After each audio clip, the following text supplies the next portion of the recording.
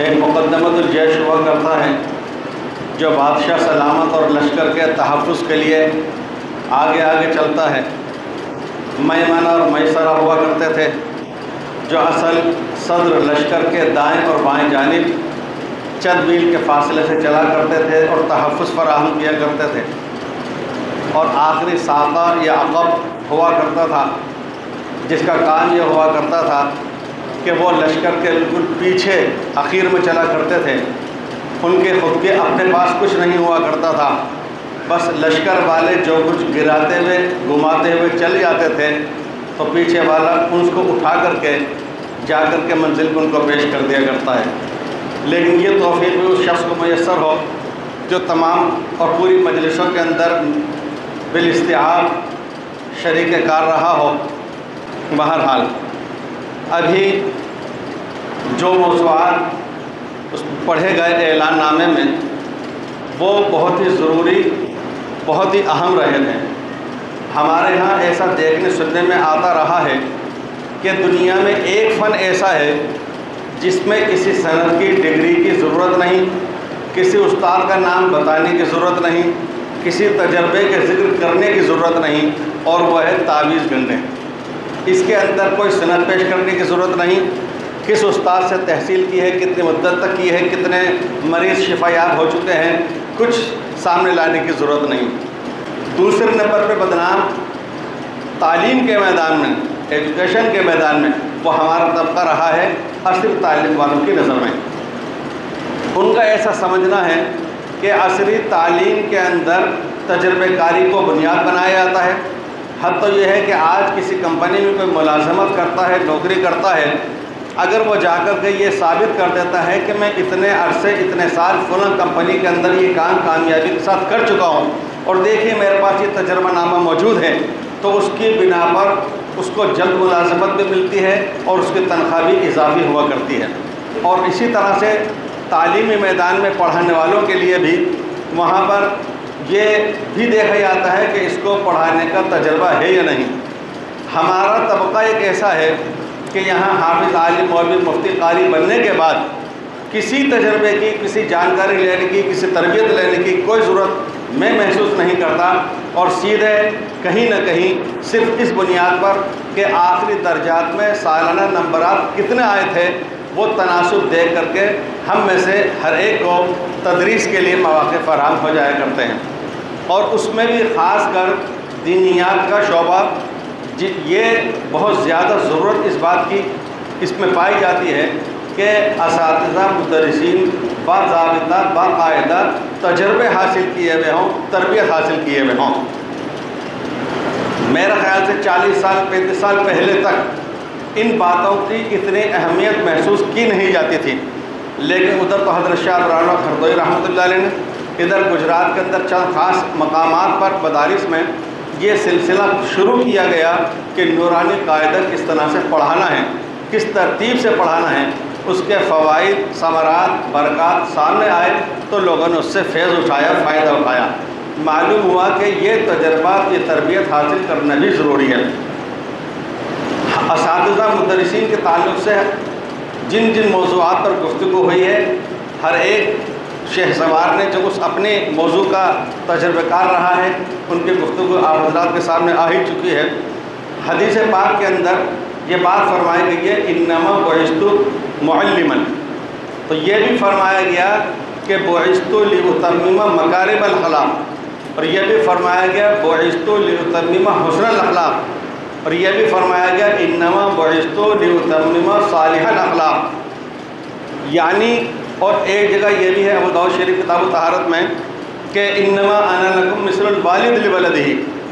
آپ علیہ السلام کی بعثت حدیث کے الفاظ میں انما، جس کا ترجمہ کیا جاتا ہے جزء نیز کے۔ ایک بزرگ کہا کرتے تھے کہ فارسی تو ختم ہو گئی، بس 3 جملے رہ گئے جہاں فارسی موجود ہے، اسی میں سے ایک ہے انما کا ترجمہ جزء نیز کے، اس کے سوا کوئی بات نہیں ہے کہ۔ تو حدیث پاک کے اندر انما فرمایا گیا، یعنی حضور پاک صلی اللہ علیہ وسلم معلم بن کر تشریف لائے ہیں۔ پھر معلم کے ساتھ میں جو کئی احادیث الگ الگ جگہ ملتی چلی گئی، تو اس معلم کے ساتھ کہیں تو جوڑ دیا گیا صالح الاخلاق، اس کے اندر ہونا چاہیے، کہیں جوڑا گیا حسن الاخلاق، اس کے اندر ہونا چاہیے، کہیں اس کے اندر جوڑ دیا گیا مکارم الاخلاق، تمام تر اچھے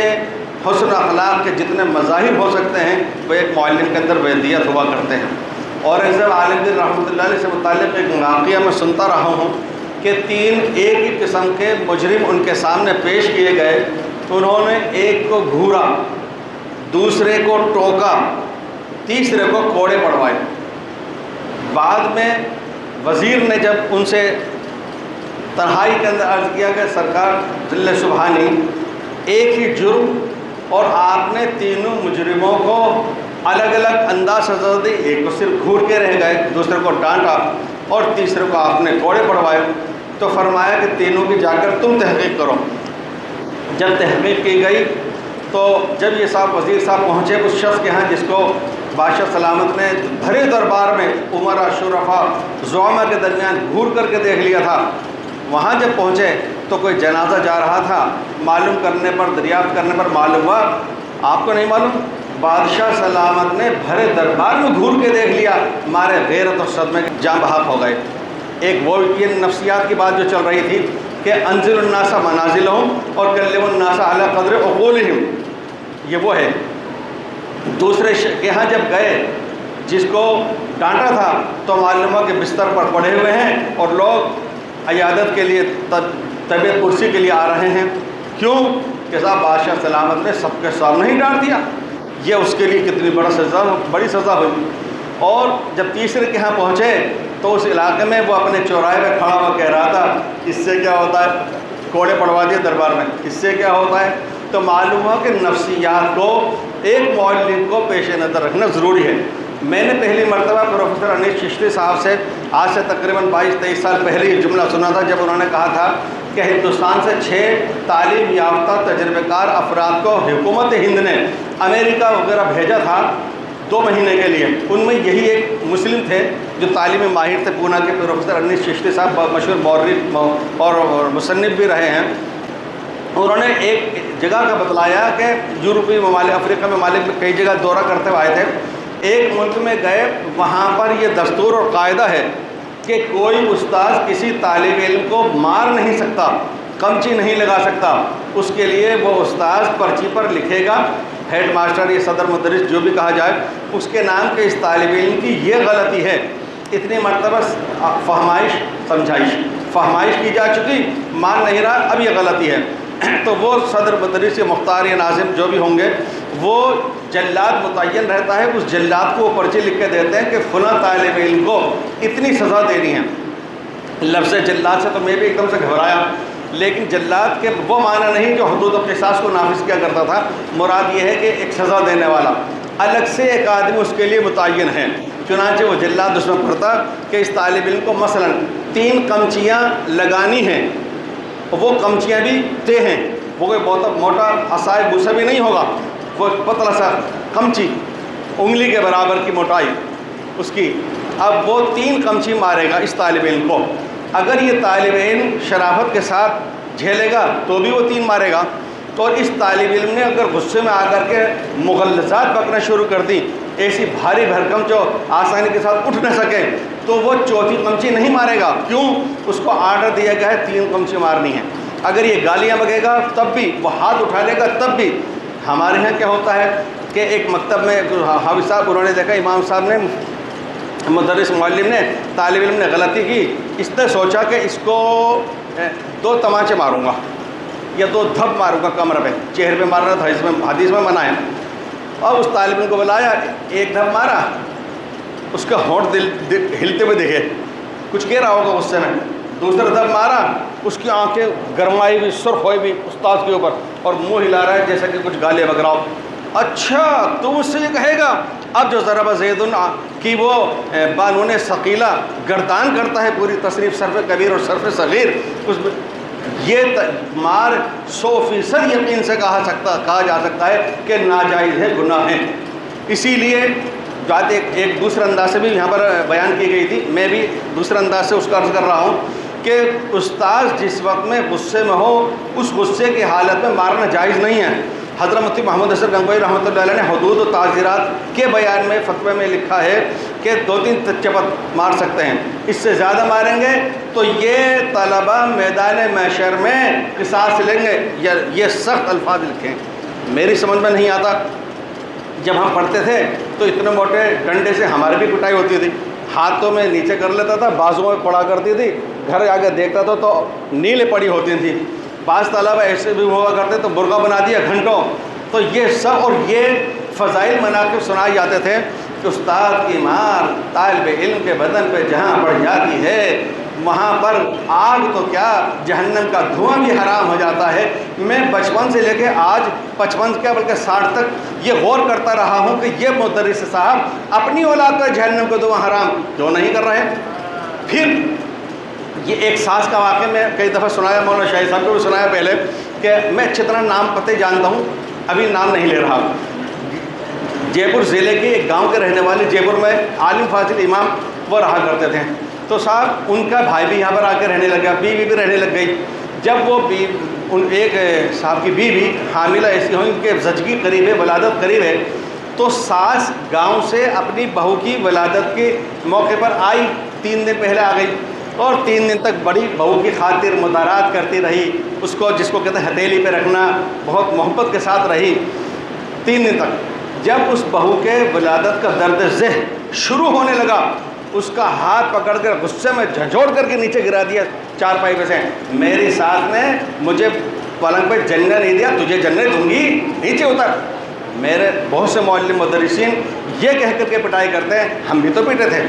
یہ وہی ساس والی بات ہے. اس وجہ سے صرف یہ بات سمجھ میں نہیں آ رہی کہ آج ہندوستان کے تمام ممالک میں صدر مملکت بننے والا، وزیر اعظم کے عہدے پہ پہنچنے والا، کلکٹر بننے والا، جنرل کرنل بننے والا، کلکٹر ڈی ایم کمشنر بننے والا، اس سے حلفیہ بیان لے لیجئے. ہم نے تو سنا ہے کہ انہوں نے یہ کہا ہے کہ LKG UKG سے لے کر کے فراغت تک 16 سال کے عرصے میں ان کو نہ کبھی استاد کا تھپڑ کھانا پڑا نہ کبھی قمچی کھانا پڑی. تو مدرسے ہی کے اندر یہ چیز کیوں پیش آتی ہے، یہ بھی ہمیں خیال کرنا چاہیے. ٹائم جو کہ ہو گیا، بس ایک آخری بات راستے سے کہہ دوں. ایک بات یہ کہ تعلیم کے اوپر امت کا یہ بھی مزاج بنانا چاہیے کہ بھائی پیسہ خرچ کرو.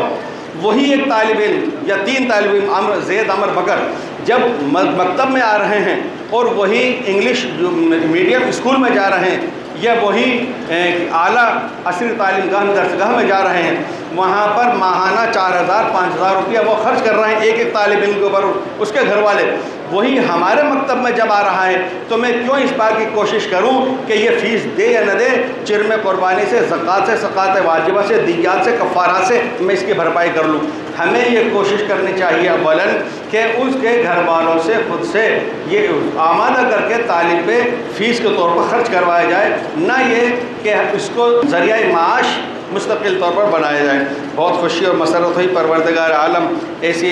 تقریب کی اور نشست کی بار بار توفیق عطا فرمائے. میں گزارش کرتا ہوں کہ ہر سال کم از کم ہمارا اس طرح کا کوئی پروگرام ہوتا رہے جس میں تربیت بھی ملتی رہے، کارگزاری بھی آتی رہے. والسلام علیکم ورحمۃ اللہ وبرکاتہ.